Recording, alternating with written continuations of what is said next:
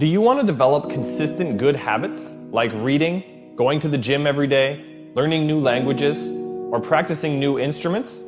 Or do you want to kick bad habits like eating unhealthy food, biting your nails, watching too much TV? 3 years from now, you can have what you need. You got to be careful about it. You can't have everything. You can have what would be good for you, but you have to figure out what it is, and then you have to aim at it. We know that sometimes you can be uncomfortable, but you can be uncomfortable and hopeful rather than uncomfortable and fearful.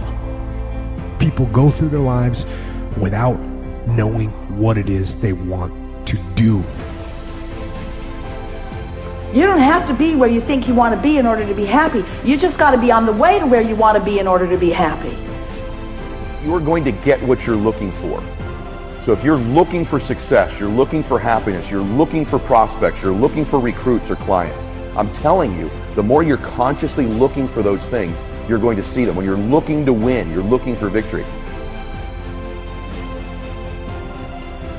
Sit on your bed one day and ask yourself, what remarkably stupid things am I doing on a regular basis to absolutely screw up my life? And if you actually ask that question, but you have to want to know the answer, right? Because that's actually what asking the question means. It doesn't mean just mouthing the words. It means you have to decide that you want to know. And so be very careful what you set your mind towards, what your outcomes are, because you're going to find them. Your mind's powerful. You're powerful. You're more powerful than you think you are. And if you could just get clear on what you're looking for, get super specific with great clarity, great specificity about what it is you want, it's sitting there for you to find if you look for it. The time is now. The time is now to express and for people to believe in themselves. The time is now for it to be okay to be great. Right there and then, you have an opportunity to steer your thoughts and your emotions in the direction that you want them to go, not in the direction that they're telling you to go. In other words, you can literally choose to seize the day, or you can let the day seize you. If you're fearful all the time, your point of attraction is very far from what you really want. If you're ornery all the time, or a lot of the time, your point of attraction is different from what you want. Your emotions are your indicator of what you're doing vibrationally. Have you been listening to us long enough to sort of understand what we mean by that? Don't worry about what needs to be done.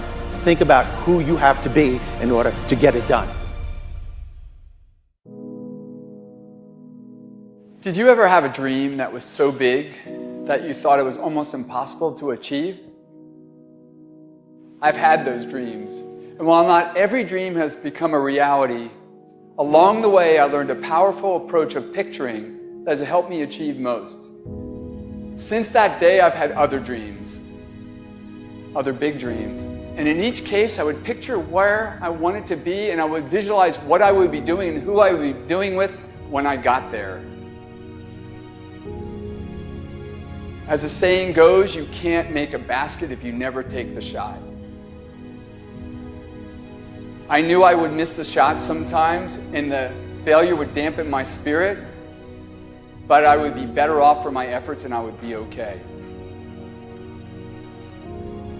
People are addicted to all kinds of things, substances, but one of the greatest addictions, or rather the greatest addiction, you never read about it in the papers, because the people who are addicted to it don't know it. It's the addiction to thinking.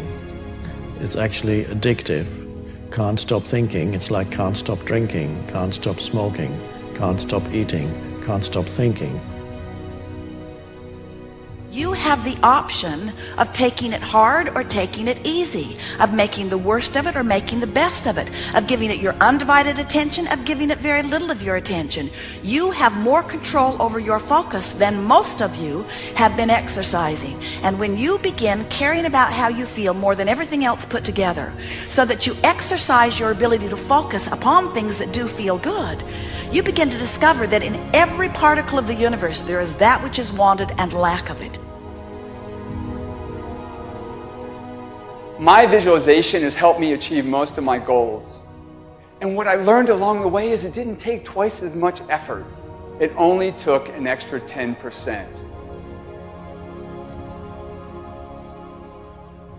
When we fail, life continues as it is.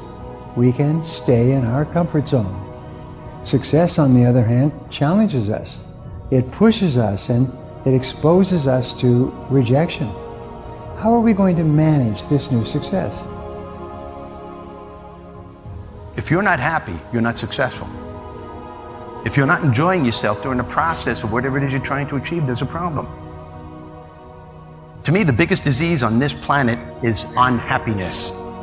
And the reason why people are unhappy is because we have a tendency to keep focusing, as I said, on what we don't have and what's not working in our lives, instead of allowing ourselves to shift our focus and our way of thinking.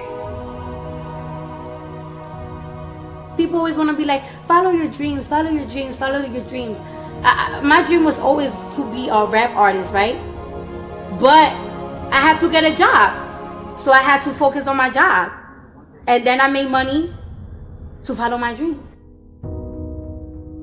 One of the main reasons that people don't get what they want is because they don't actually figure out what it is.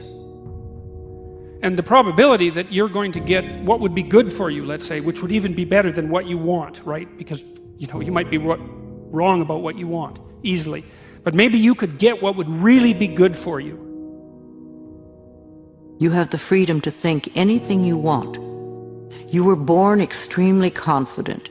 You came into this world knowing how wonderful you are. So choose new thoughts to think about yourself, and choose new words to tell yourself how magnificent you are, and that you deserve all the good that life has to offer. First thing in the morning and last thing in the evening, I want you to look into your eyes and say, I love you. I really love you. Your first goal, this is what I'm suggesting, your first goal when you open up your eyes should be to focus on the things that ignite your spirit and bring you joy. I want you to focus on the things that you appreciate in your life, the things that you're grateful for. I don't care who it is or what it is. Maybe it's the person lying next to you. Maybe you're thinking of your children. Maybe you're thinking of the dog or the cat lying by the side of the bed, a particular goal that you achieved. Maybe there's an event coming up on the weekend. Maybe you're meeting with your friends for lunch. You see, folks, it doesn't matter who it is or what it is.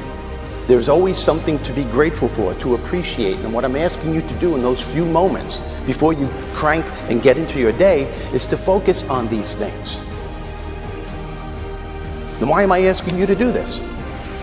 Because an attitude of gratitude simply makes you feel good.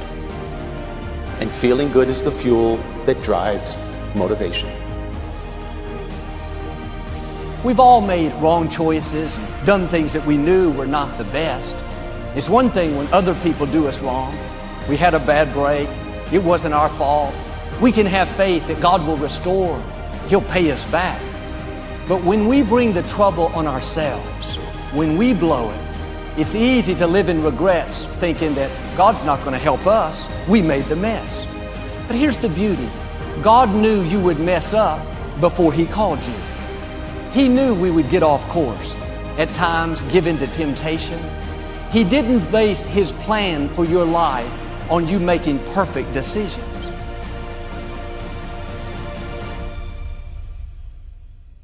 Through success, I represent the possibility of what you can achieve and what you can do with your life and your career. Other people's success represents the possibility of what you can do. Those are the records that you can sell. Those are the type of tours that you can do. Those are the kind of songs that you can produce and the songs that you can write. Those are the millions of dollars that you can get, or billions. Those are the type of architectural drawings and buildings that you can build. Those are the type of books that you can sell. Everybody else's success represents the possibility of what you could do.